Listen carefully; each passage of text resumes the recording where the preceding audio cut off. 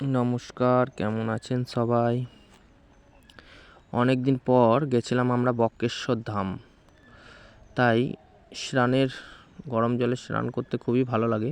এইখানে টিকিট করে নিলাম। এখানে 10 টাকা টিকিটের মূল্য। সেখানে টিকিট করে আমরা ভেতরে ঢুকে যাচ্ছি। এই যে গেট, এটা গরম জল স্নান করার। এখানে আমরা আস্তে আস্তে সবাই মিলে এগিয়ে যাব। দেখুন, আপনারা যদি বাইরে থেকে অনেকে আসার জন্য অপেক্ষা করছেন, তো শীতকালে অবশ্যই আসবেন। শীতকালে এই গরম জলে চান করতে খুব ভালো লাগে। তো আপনারা অপেক্ষা করছেন যে হয়তো শিব চতুর্দশীতে যাব, তারা কিন্তু অবশ্যই এই শীতকালে আসবেন। শীতকালে এলে কিন্তু গরম জলটাকে খুব ভালোভাবে উপভোগ করা যায় এবং খুব ভালো লাগে স্নান করতে। আমি সেদিন টিকিট করে পরে ভেতরে ঢুকলাম। আরও আমার সাথে অনেকেই ছিল, তারাও সদ্য গেল স্নানের দিকে। চলুন দেখা যাক সেই গরম জলের স্নান কত মানুষ করছে। এই যে আমার সামনে একটা আমার পাড়ারই দাদু চললো এগিয়ে।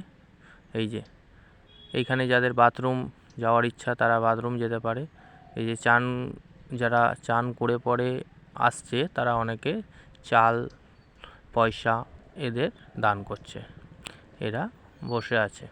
এই যে দেখুন, এখানে হচ্ছে ছেলেদের ঘাট। এই যে ছেলেরা চান করছে, পাশেরটা হচ্ছে মহিলাদের ঘাট। সব কিছু ব্যবস্থা আছে এখানে, কাপড় ছাড়ারও ব্যবস্থা আছে। এই যে দেখুন, যারা জলে একবার নামছে তারা উঠছে না। ব্যাস, আমাদের স্নান হয়ে গেছে। হয়ে যাওয়ার পরে আমরা চলে এসেছি এই মা মহামায়া দুর্গার দর্শন করতে।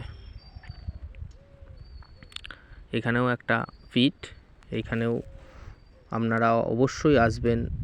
যেরকম তারাপীঠ যাচ্ছেন, সেরকম বক্রেশ্বর ধামও একটা পীঠ। এখানে অবশ্যই আসবেন। দেখুন, এইটা ভোলেনাথের শিবলিঙ্গ যেখানে আছে সেখানের লাইন। যারা শিব বাবার মাথায় জল ঢালছে সেই লাইনে দাঁড়িয়ে আছে। আমরা বাইপাস দিয়ে গিয়ে আমি শুধু সামনেটুকু গিয়ে চলে এলাম। দেখুন, আপনারা যদি বা এখান থেকে দেখতে পাবেন না, ভেতরে আমাদেরকে ঢুকতে দেয়নি, যেহেতু লাইনে দাঁড়ায় নাই। তাই ওই যে ভেতরটাতে বাবা ভোলেনাথ রয়েছে। আর যারা ডান দিকে লাইনে দাঁড়িয়ে আছে তারা সব একে একে আস্তে আস্তে যাচ্ছে আর পুজো দিয়ে বাইপাসে আসছে। এটা গেটটা ছোট, কিন্তু বাবা ভোলেনাথের শিবলিঙ্গটা খুব সুন্দর। এইখানে ছোট্ট মতন। এই যে এইখানে আপনারা অনেকে ধূপ দেখাচ্ছে, ধূপ দেখিয়ে পরে চলে যাচ্ছে। চলুন।